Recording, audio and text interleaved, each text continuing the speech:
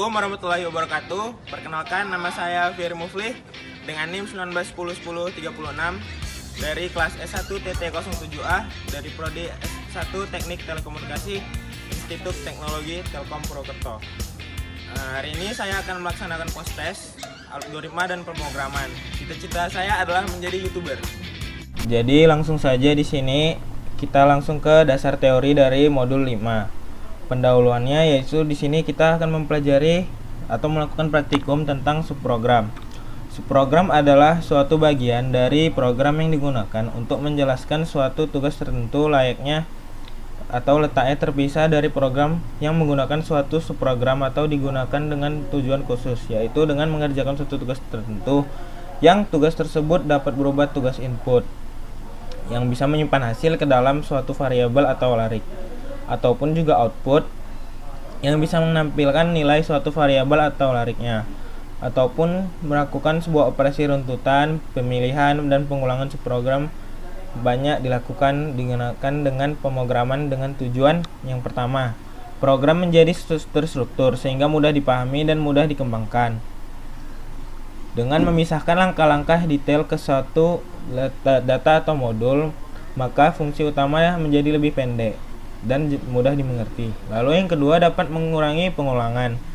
Langkah-langkah program yang sama dan dipakai pengulangan program dapat digunakan sekali saja secara terpisah dalam bentuk subprogram. Sebagian dari program yang menggunakan langkah-langkah ini tak perlu menuliskannya, tetapi cukup memanggil fungsi-fungsi tersebut, mempermudah dan menemukan kesalahan program dalam menghemat ukuran program.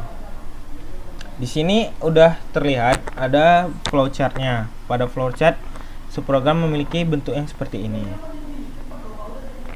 Subprogram memiliki dua bentuk, yaitu fungsi dan prosedur. Keduanya sering dianggap sama, tapi dalam penggunaannya dia mempunyai struktur yang berbeda.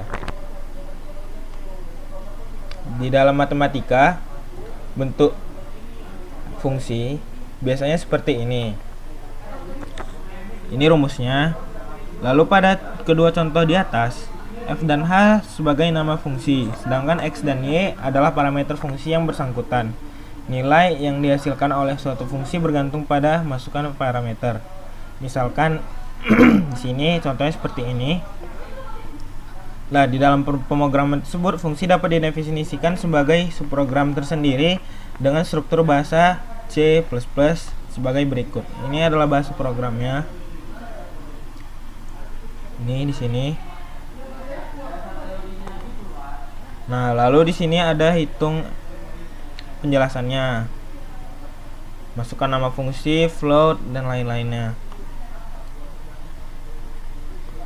Fungsi tersebut selanjutnya dapat digunakan oleh program atau program utama dengan cara memanggilnya nama diikuti parameter sesuai dengan urutannya, karena fungsi dapat menghasilkan sebuah nilai.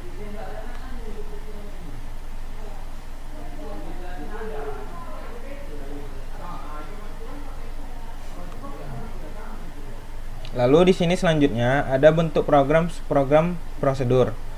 Yang lain dari fungsi. Tadi udah fungsi, sekarang prosedur. Satu keterbatasan dari subprogram yang menggunakan struktur fungsi adalah hanya mampu menghasilkan satu buah nilai, yang berarti fungsi hanya mengerjakan satu tugas saja. Jika terdapat lebih dari satu nilai yang harus dihasilkan, subprogram tersebut tidak elegan dituliskan dengan fungsi.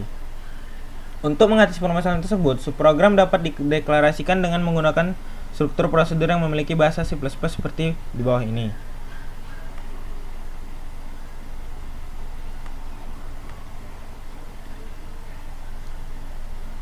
Ini dia yang kita bisa lihat di sini bahasa C++-nya. Lalu berdasarkan struktur tersebut, prosedur memiliki struktur yang hampir sama dengan prosedur dan struktur fungsi. Perbedaannya terletak pada parameternya.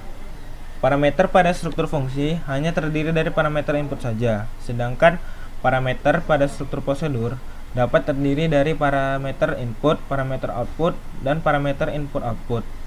Hal tersebut membuat jumlah nilai yang di-outputkan dari struktur prosedur dapat lebih dari satu selama nilai tersebut dijadikan parameter output dan parameter input atau output. Ini ada contoh pendefinisian prosedur dalam bahasa C++. Bisa dilihat di sini ada contohnya. Tanda pointer pada parameter yang ada di contoh tersebut menunjukkan bahwa parameter tersebut adalah parameter output atau parameter input dan output. Tanda pointer tersebut harus melalui dan mengikuti parameter ketika diproses pada bagian algoritma agar nilainya dapat dikeluarkan. Sama seperti fungsi, prosedur juga dapat digunakan pada subprogram lain atau subprogram utama dengan cara memanggil nama diikuti dengan parameter sesuai dengan urutan. Namun perbedaannya, pemanggilan prosedur tak dapat dimanipulasi. Selain itu, pemanggilan prosedur juga tidak memerlukan variabel karena prosedur tidak memiliki return value seperti struktur fungsi. Adanya pemanggilan prosedur dalam bahasa C++ seperti berikut. Nama fungsi parameter. Lalu di sini ada contoh pemanggilan prosedur hitung fx yang sudah didefinisikan dari di atas. Ini dia. Tanda dan digunakan untuk memanggil parameter yang memiliki tanda pointer. Pada pendefinisian prosedur dalam hal ini adalah parameter output atau parameter input yang ada di praktikum 2. Itu sudah kita lewati.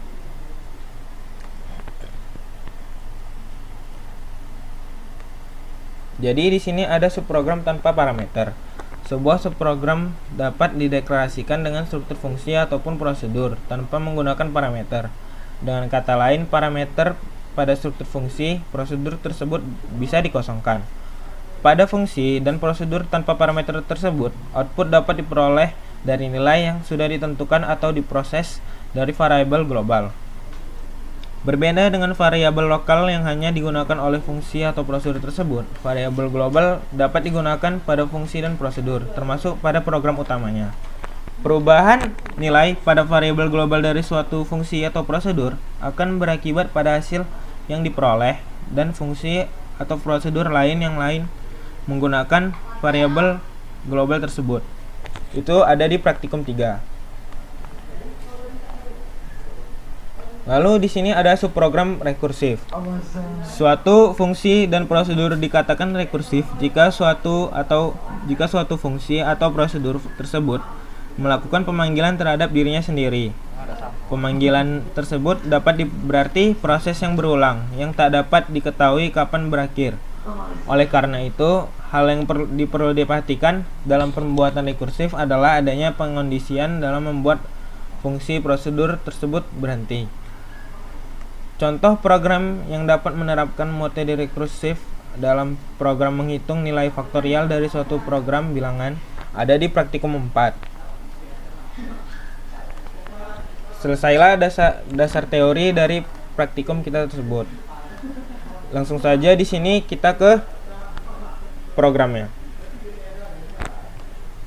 Nah, di sini sudah ada program yang sudah saya siapkan. Di sini saya sudah membuat program ini dengan di awalnya dengan adalah fungsi dan parameter. Lalu di sini juga ada prosesnya dan ini jenis percobaannya. Di sini kita bisa melakukan terserah kita mau memasukkan apa contohnya. Di sini saya membuat karena di sini judul tema saya membuat program menghitung kapal yacht yang siap sewa. Jadi di sini saya membuat beberapa pemilihan-pemilihan lainnya.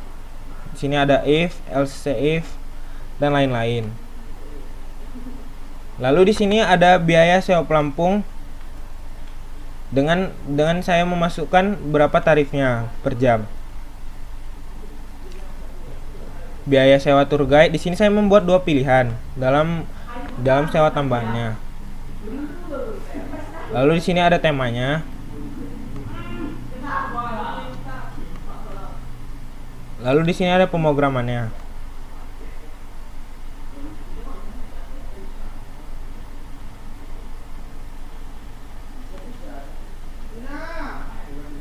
Langsung saja kita coba run programnya. Langsung saja kita masukkan berapa total jumlah kapal yacht-nya. Jadi misalnya di sini ada total jumlah 10 kapal yacht. Nah, Lalu yang sudah tersewa, kita lihat saja misalnya 6 kapal yacht yang sudah tersewa. Setelah itu, maka berarti di sini kapal yacht yang tersedia hanya 4 buah.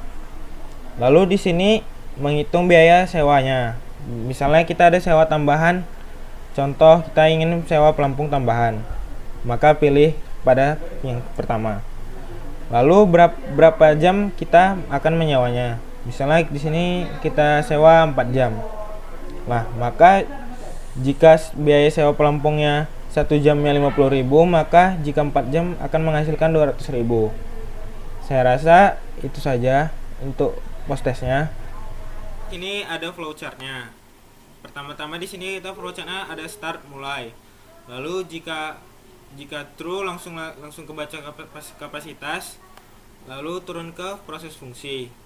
Nah, di sini dari proses fungsi, jika programnya true langsung ke turun biaya bayaran. Jika false tidak. Lalu dari biaya bayaran langsung ke proses prosedur. Nah, setelah kita menjalankan proses prosedur lalu selesai. Saya rasa itu saja video post test dari saya. Sekian dari saya. Apabila ada salah mohon dimaafkan karena manusia adalah makhluk yang penuh kesalahan. Quotes dari saya adalah, bukan bahagia yang membuat kita bersyukur, tapi bersyukurlah yang membuat kita bahagia. Assalamualaikum warahmatullahi wabarakatuh.